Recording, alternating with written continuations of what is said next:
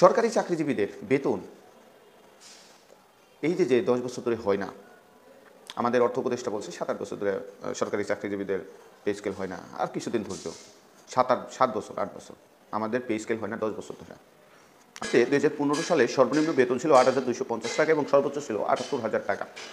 2015 সালে চালের দাম ছিল মোটামুটি মোটা চাল 30 থেকে 35 টাকা এবং আরেকটু ভালো চাল 40 থেকে 42 টাকা 2015 সালে। সেই চাল 2025 সালে এসে মোটা চাল 50 থেকে 58 টাকা, সরু বা চিকন চাল ভালো চাল 70 থেকে 75 টাকা। আচ্ছা, মসুরের ডাল ছিল 100 থেকে 120 টাকা, সেই মসুরের ডাল বর্তমানে 155 টাকা, 140 থেকে 55 টাকা। সোয়াবিন তেল ছিল 90 থেকে 100 টাকা, সেই সোয়াবিন তেল 135 টাকা।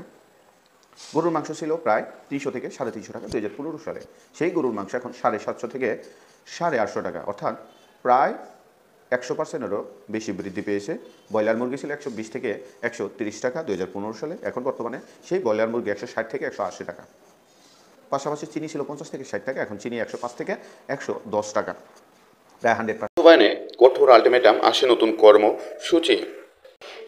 নতুন পে স্কেল বাস্তবায়ন নিয়ে অর্থ উপদেষ্টার সাম্প্রতিক মন্তব্যের প্রতিবাদ এবং দ্রুত পে স্কেল বাস্তবায়নের দাবিতে কঠোর আন্দোলনের ঘোষণা দিয়েছেন বাংলাদেশ সরকারি কর্মচারী দাবি আদায় ঐক্য পরিষদ। সংগঠনটি 1:4 অনুপাতে বেতন কাঠামো নির্ধারণ করে 15 ডিসেম্বরের মধ্যে পে স্কেল গ্যাজেট প্রকাশের আলটিমেটাম দিয়েছেন।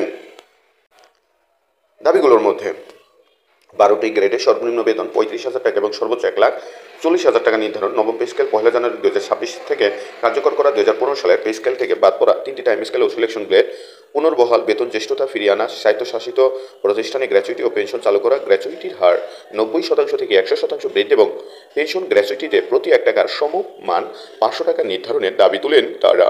ঐক্য পরিষদের সমন্বয়ক মোহাম্মদ মাহমুদুল হাসান হুঁশিয়ারি দিয়ে বলেন, পে কমিশনের সুপারিশ জমা ও গ্যাজেট প্রকাশের সময়সীমা মানা না হলে আন্দোলন আরও কঠোর হবে।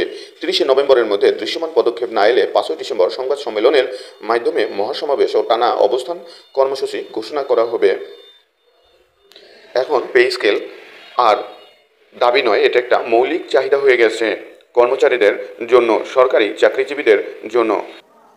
সো যারা মনে করছেন যে সরকারি চাকরিজীবীদের পে স্কেল দিলে খুব সমস্যা হয়ে যাবে, সমস্যা হবে না। এই কারণেই হবে না, কারণ তারা মৌলিক চাহিদা পূরণ করবে, তারা ফুটিনি করবে না, তারা টাকা নিয়ে যা ইচ্ছা তাই করবে না, কারণ তাদের দৈনন্দিন যে খরচ তা মেটানোর জন্য তাদের টাকা দরকার।